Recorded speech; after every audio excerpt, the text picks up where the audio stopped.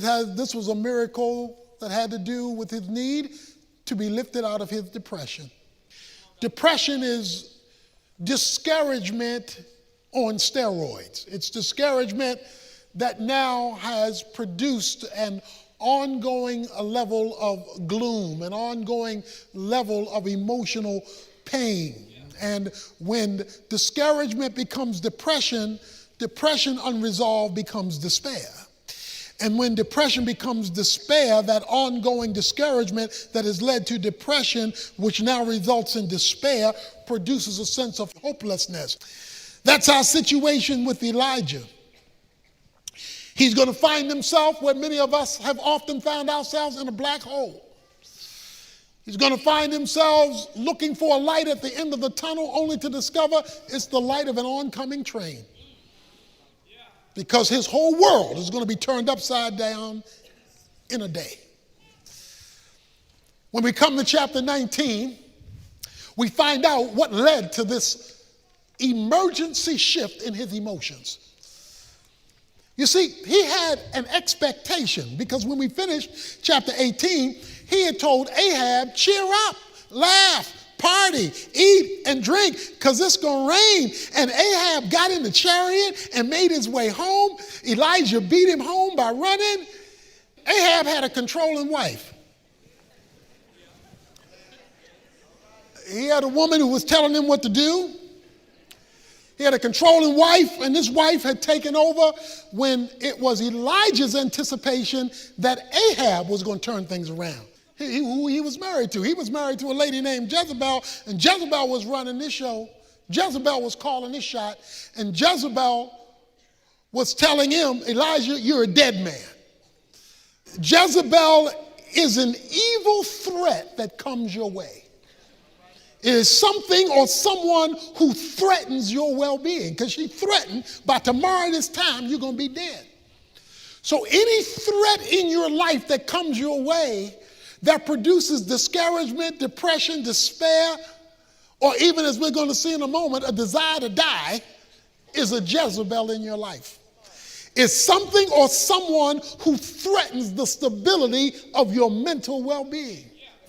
So when a boss threatens you that he's going to fire you and it's not a legitimate reason, he's become Jezebel. When there's a person who threatens you or your stability, they are in fact being a Jezebel in your life. They are operating as the new Lord over your emotions.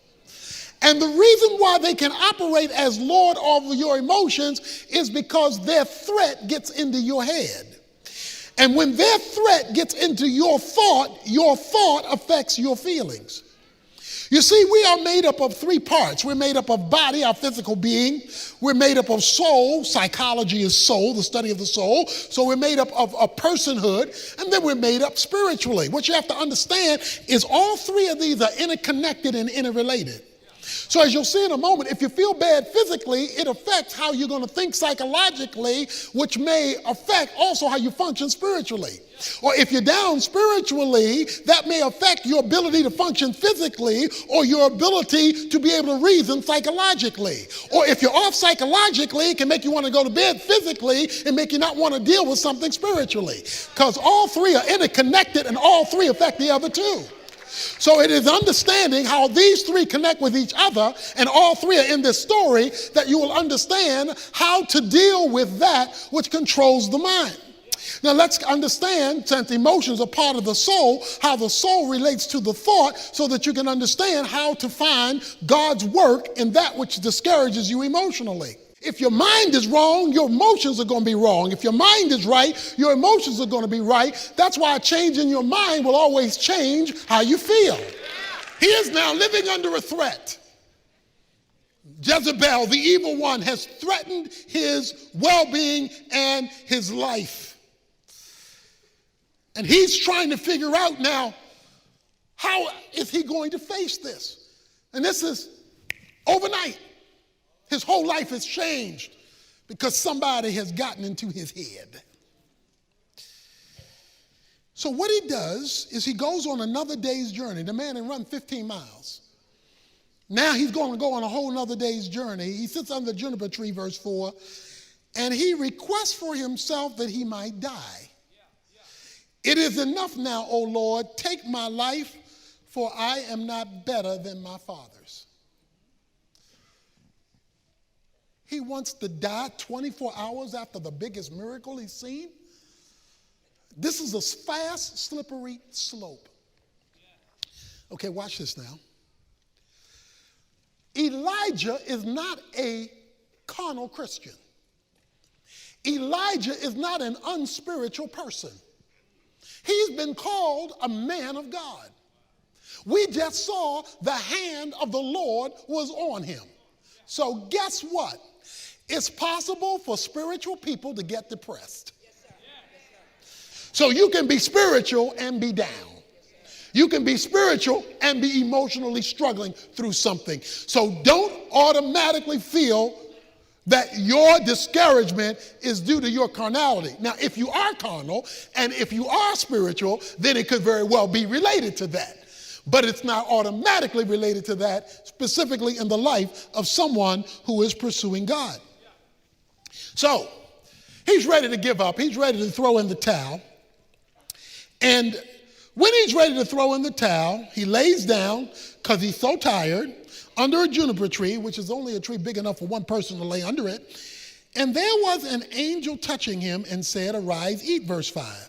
He looked up, and behold, there at his head a bread cake baked on hot stones, a jar of water, so that he ate and drank and lay down again. When did the angel show up? The angel only showed up after Elijah had had an honest conversation with God.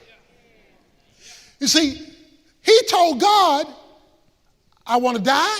He told God, I'm not good as my fathers. He told God, I have nothing left. He told God, I'm done. And God sent an angel. But he still wants the real thing because he knows what you're going through. The scripture says he knows we're of flesh. So Elijah comes and he bears his soul to God. Because look, when you're ready to die, there ain't no time to be cute.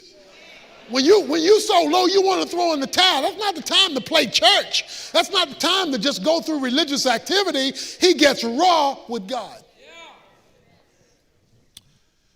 Second thing I want you to notice is how God addressed him. The first need he addressed was his physical need. Because one of the causes of discouragement, depression, and despair is physical.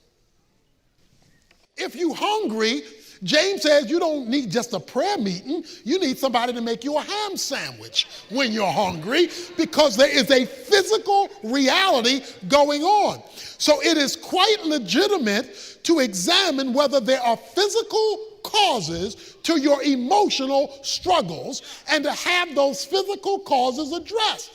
Now, God addressed it supernaturally because he sent an angel. But let me tell you about angels. Hebrews chapter 1 verse 14 says that every believer has been assigned an angel. Every Christian has an angel. So God has an angel and he knows your name. Now, the problem with angels is they're invisible because they're spirit beings, and they're supernatural in nature because they're heavenly beings. And so the job of an angel is your personal post office carrier whose job it is to deliver whatever God wants delivered to you. That's what your angel's job is, and every believer has one. But notice the angel doesn't come until the communication takes place between Elijah and his God. So God needs honest communication because he says Elijah is of like nature. So he deals with the reality of exhaustion physically, emotionally, spiritually. And so does everybody else. But that's also the opportunity that the devil looks for to take advantage of. Even in the case of Jesus, and Jesus didn't have a spiritual problem. But after he had fasted 40 days and 40 nights in the wilderness, it says the devil came to tempt him. Why? He was tired and he was hungry and he was weak. So being tired, hungry, and weak gave the devil the opportunity he had to try to get to the most spiritual person who's ever lived. So you know, if the devil is going to attack Jesus, who couldn't sin and didn't sin, and he already knows our propensity to sin, that you are perfect bait for him to enter your thought in order to get to the caboose of your emotions in order to send you a downer in your life. But you got an angel with your name on it, whose job it is to deliver the supernatural to you.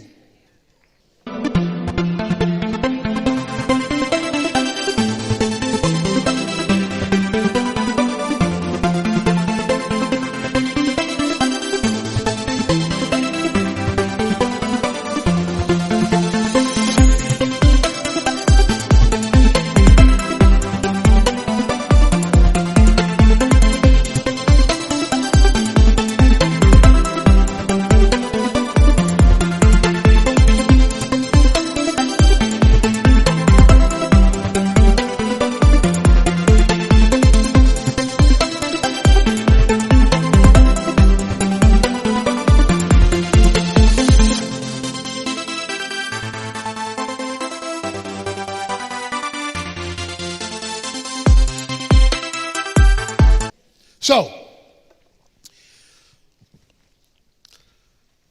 the angel of the Lord comes in verse 7 a second time. He's touched with by an angel. Arise, eat, because your journey is too great for you. Now watch this. So he lets him rest before he lets him continue. So he arose and ate and drank and went in the strength of the food 40 days and 40 nights to Horeb, the mountain of God. When you are depressed, many times the last place you want to go is to the mountain of God. The mountain of God means to go in God's presence. That's the last place you want to go.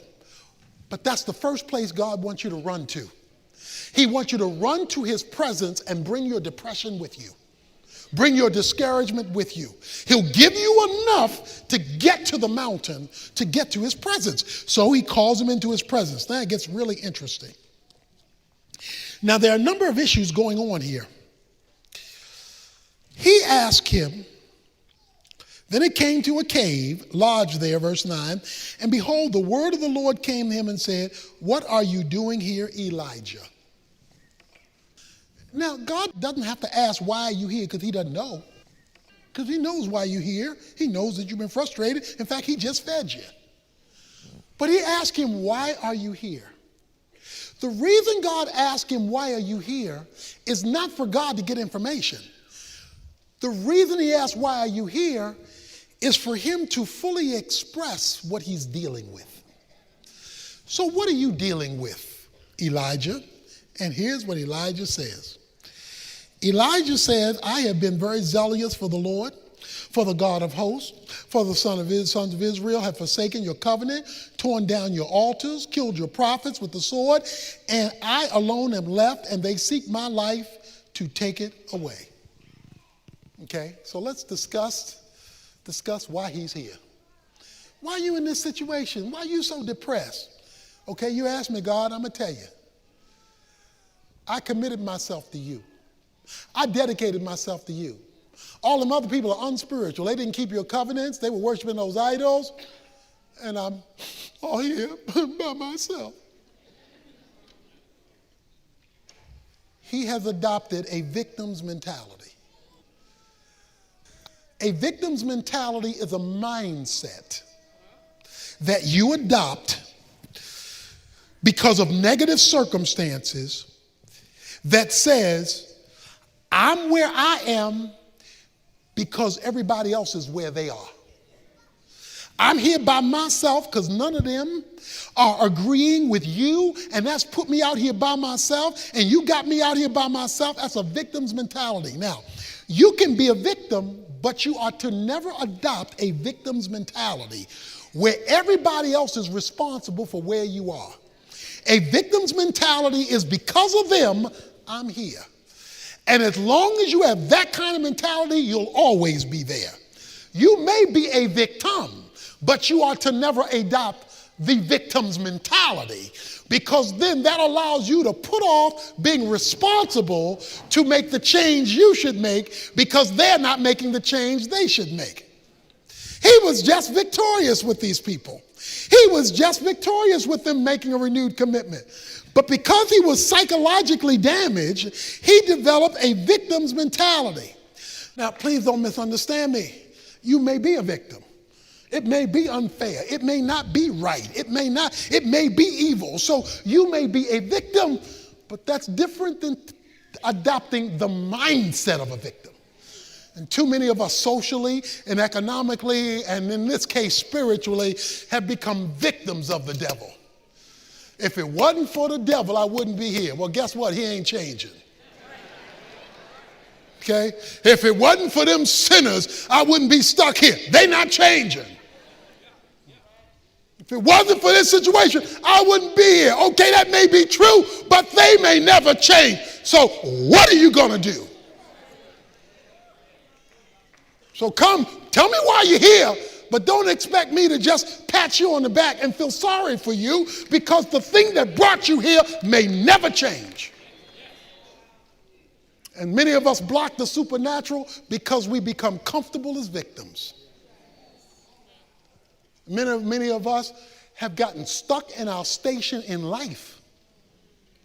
This is a racial issue, it's a social issue, it's a class issue, and in this case, most importantly, it's a spiritual issue. Elijah was wrong. He says, I'm a victim and I'm all by myself. Okay. So God says, go forth and stand on the mountain before the Lord. And behold, the Lord passed by, and it was a great wind, rending the mountain and breaking it into pieces, the rocks before the Lord. But the Lord was not in the wind. There was an earthquake, but the Lord was not in the earthquake. Verse 12, he said there was a fire, but the Lord was not in the fire. But after the fire, the sound of a gentle blowing. When Elijah heard it, he wrapped his face in the mantle and went out and stood in the entrance of the cave. And behold, a voice came to him and said, what are you doing here, Elijah?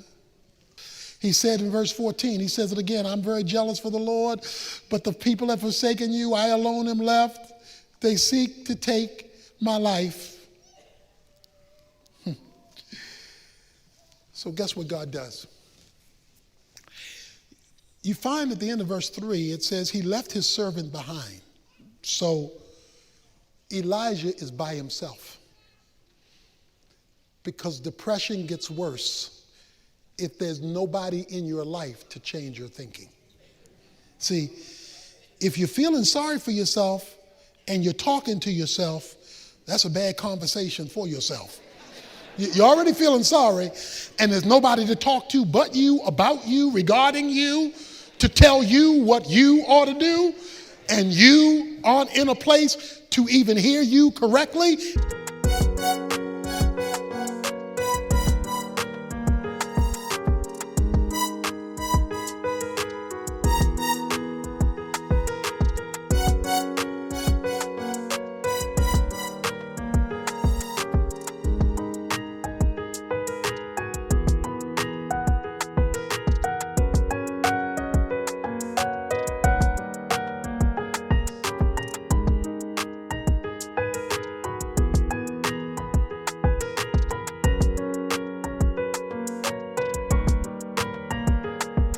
And what you are telling you is only related to how you feel, then your discussion with yourself is helping yourself to become worse off about you. So God then enters the picture and tells him, Elijah, tell me how you feel. Stop talking to yourself. Because when you talk to yourself, you were getting depressed, you were suicidal. Start talking to me, okay? Now I'm going to show you the wind and the rain and all that stuff. Now talk to me again. No, Elijah, don't talk to yourself, because you and you aren't getting together with you real good.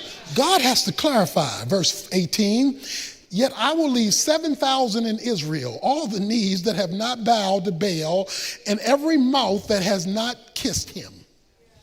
Now what's his complaint? I'm the only one. God says, there's 7,000 folk like you out there. It's just you are so psychologically bent right now, all you see is you. I got 7,000 people you don't even know about who have the same faith, same commitment, same loyalty that you have. So you are wanting to die off of misinformation. You don't have the right information. And so what did God's presence in his counseling session do? Give him new data. And then God closes by doing one other thing for him. And it's a very important thing. In verses 19 through 21, he runs into a man named Elisha. The end of verse 19 says, and Elisha passed over to him and threw his mantle on him. He left the oxen and ran after Elijah, Elisha does, and please let me kiss my father and my mother, then I will follow you. And he said to him, go back again, for what have I done to you? So he returned from following him, took the pair of oxen, sacrificed them, boiled their flesh with the implements of oxen, and gave it to the people, and they ate. Then he arose and followed Elijah and ministered to him. Because sometime when you're discouraged, you need somebody with flesh and blood. Sometimes talking to God, he's a spirit out there. He's real, but he's a spirit out there. So guess what God did? God gave him a friend. God said, look, I'm going to bring somebody in your life who is going to minister to you. Because right now, your ministry has been depleted. And your get up and go is not there. So guess what? Now that I have been counseling with you and you brought me into the equation of your victim's mentality, I got somebody I have already set up to bring into your life to minister, to encourage, to lift you up, and to bring you out of your depression. God has an angel for you. He's got a person for you. He has himself for you. He gave Elijah all three of those to give him a supernatural experience to lift him out of his depression. And one of the reasons that the church exists is to have people available in your life when you are down who can embrace you, minister to you, lift you up, and he can use you to do the same thing for somebody else. Because when we are depressed, we need another perspective. That doesn't deny the reality of how we feel. But what it does is it doesn't let you live there. Some of us are being destroyed by Satan. You need somebody who can whisper about the power of God in your life. Somebody is being intimidated by Jezebel, and you need to know from somebody who can see outside of you that greater is he that is in you than Jezebel who is threatening you. You need to be lifted out of your discouragement through honesty with God, through taking care of yourself physically in order to get the rest you need or the help you need, and to have somebody in your life who loves you enough and God enough to hook the two together. When that takes place, you may still get discouraged, but God will lift you out of it, because even godly people